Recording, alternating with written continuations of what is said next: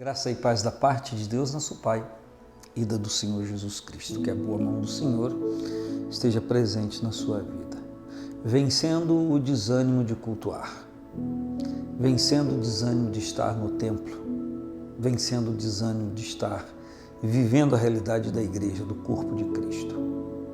Nós vivemos dias, e precisamos entender isso, que muitas pessoas em vários momentos se resguardaram, ou se resguardou, algumas, uma ou outra, por conta do perigo iminente, do risco iminente de contaminação e tantas outras coisas.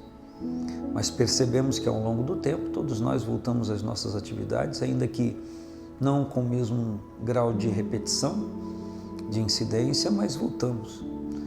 E desde esse início houve um comentário sobre a igreja, que seria um lugar de contaminação, e as evidências mostram o contrário, muito ao contrário. Lugar de cuidado, lugar de capricho, lugar de carinho. Enfim, conseguimos nesse tempo anexar culto ao Senhor, devoção ao Senhor, celebração ao Senhor, e respeito pelos irmãos, e respeito pelas orientações de prevenção, enfim.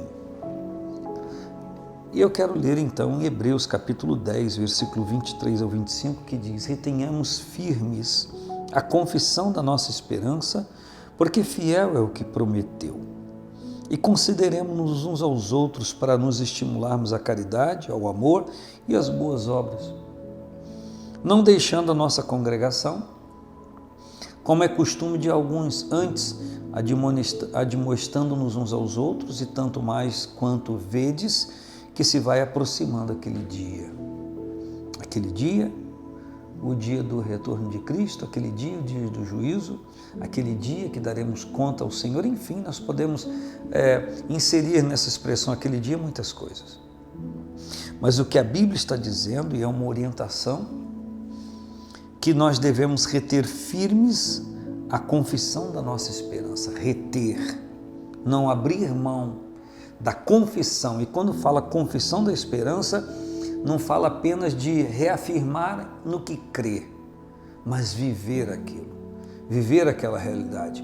Pode haver uma distância muito grande entre a tese da crença, dizer no que crê e praticar. Foi por isso que Jesus falou que o homem sábio, prudente, é aquele que edifica a sua casa sobre a rocha, é aquele que ouve e pratica, ele guarda e pratica a palavra do Senhor, a palavra de Deus. Então, a recomendação aqui é que nos consideremos uns aos outros para nos estimularmos à caridade. Consideremos-nos uns aos outros, está falando de não se distanciar desta comunhão, de viver esta comunhão.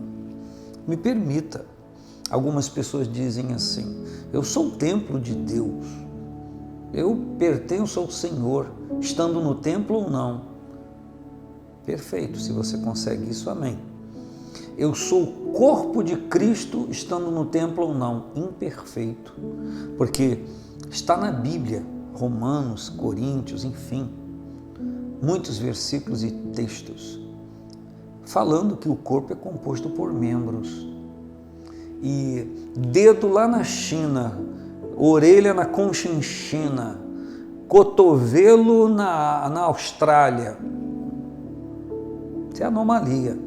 Corpo pressupõe-se estar juntos. A Bíblia diz que nós somos membros uns dos outros. Fala de nos estimularmos ao amor, ao relacionamento, à consideração mútua. Então, uma pessoa pode ser templo do Espírito Santo por um tanto de tempo, porque a falta da comunhão do corpo vai fazer com que essa pessoa esfrie. Por quê? Porque ela está arrancada do corpo, ela está isolada do corpo, ela é um membro. Toda pessoa, todo crente é um membro, e a Bíblia diz que nós somos membros uns dos outros, por isso a funcionalidade do corpo. Uma pessoa pode subsistir sendo templo de Deus por algum tempo, sim, como o corpo nunca. Distante um do outro? Nunca. É só no ajuntamento da igreja que há a efetivação desse corpo. E aí Cristo sendo o cabeça de todos.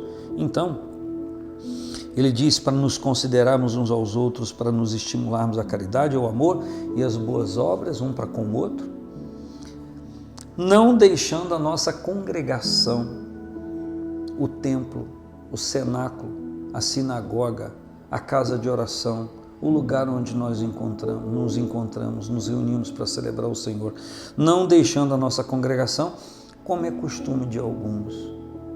O que a Bíblia está dizendo é que eu e você não podemos deixar de congregar, de sermos congregação, de estarmos juntos.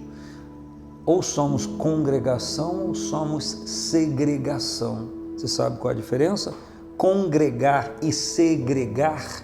Então, a Bíblia está dizendo que nós não devemos deixar a nossa congregação, como é costume de alguns. Antes, ao contrário, admoestando-nos uns aos outros, tanto mais quando vedes que vai se aproximando aquele dia. Sabe qual é o problema? É porque tem gente que não se dá a admoestação, não se dá a exortação, quer que a liturgia do culto seja como ele quer, como ele deseja. Acha que porque o pastor disse isso, o pregador disse aquilo, está desconectado do texto que leu, o Espírito Santo não está se servindo para falar a alguém.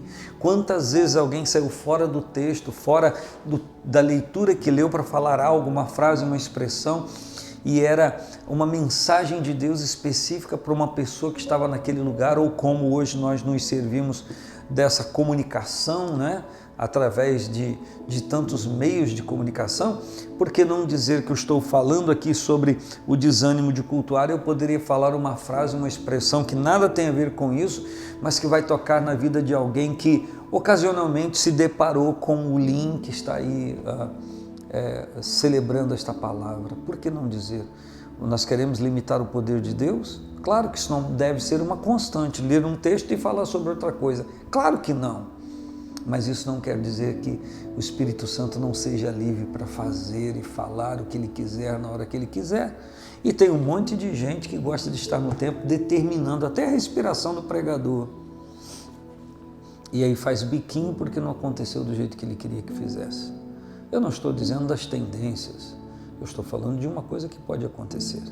Então, o que a Bíblia está dizendo é que a gente não deve deixar a congregação, deixar de estar juntos, para que a gente tenha a oportunidade nesse convívio de nos admoestarmos uns aos outros, para que nós não percamos aquilo que o Senhor tem ministrado à igreja. Existem coisas que o Senhor ministra somente à igreja, não uma pessoa em si. Se prestarmos atenção nisso, nós vamos com certeza orar e pedir ao Senhor que Ele reanime o nosso coração. Você precisa orar sobre isso, sobre essa letargia, sobre esse desânimo, essa falta de vontade de estar no templo, e as pessoas inventam as mais variadas coisas para se justificar, querem justificativa para si próprio, aqui dentro, que abone a sua inoperância, a sua vontade de estar no templo. Que o Senhor nos ajude e que o Senhor desvende os nossos olhos e nos desperte para essa realidade tão necessária que foi a ideia da igreja, e quem fez isso foi o Senhor Jesus. Um grande abraço, paz do Senhor Jesus.